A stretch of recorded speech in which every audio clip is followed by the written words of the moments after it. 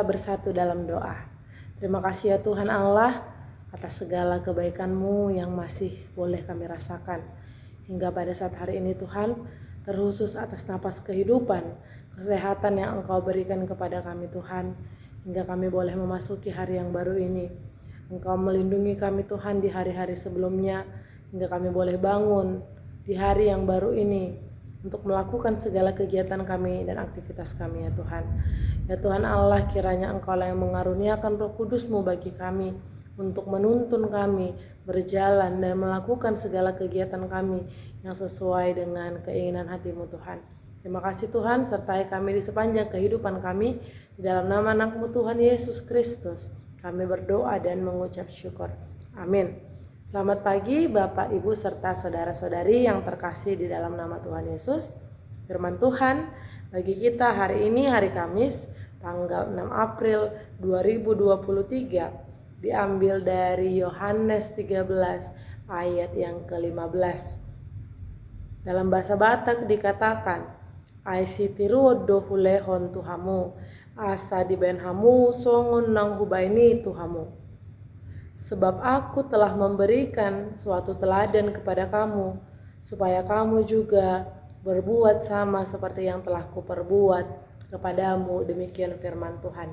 Bapak, Ibu, serta saudara-saudari yang terkasih, dalam minggu ini kita memasuki Minggu Passion, di mana kita mulai dituntut, diminta untuk merenungi kembali bagaimana perjalanan sengsara Yesus sebelum pada akhirnya Dia disalibkan dan bangkit kembali sebagai lambang kemenangan kita sebagai orang-orang Kristen atas maut yang ada di hadapan kita karena perbuatan dosa kita. Namun karena kasih Tuhan kepada kita, Dia telah menyelamatkan kita daripada maut itu dengan darah-Nya yang mahal. Bapak, Ibu, serta saudara-saudari yang terkasih, dalam nats kita ini dari Yohanes 13 ini dibahas mengenai bagaimana keadaan murid bersama Yesus satu hari sebelum Yesus pada akhirnya diserahkan, yaitu di mana Yesus melakukan pembasuhan kaki terhadap murid-muridnya. Lalu kemudian itulah yang ditekankan melalui ayat kita ini, supaya setiap murid-murid Kristus juga melakukan hal yang sama. Sebelum kita bertanya mengapa kita harus melakukan itu, terlebih dahulu juga kita harus melihat mengapa Tuhan melakukan itu terhadap murid-muridnya. Apakah selayaknya seorang raja membasuh kaki pengawalnya?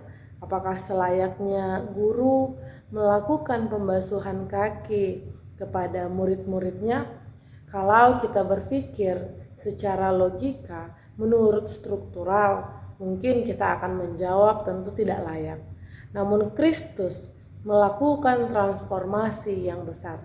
Ketika di minggu yang lalu, di Minggu Palmarum, kita telah mendengar bagaimana Kristus Yesus masuk ke Yerusalem dengan cara yang berbeda seperti raja pada umumnya yang biasanya menggunakan kuda, namun dia datang menggunakan keledai. Saat ini juga dalam pembasuhan kaki dia menunjukkan keberbedaannya dengan orang-orang lain secara struktural.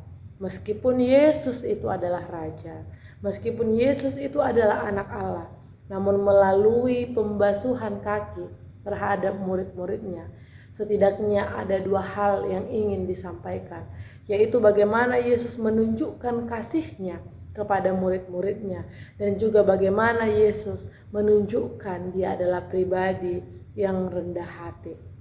Dan itulah yang ingin disampaikan kepada para muridnya. Yesus adalah teladan yang baik.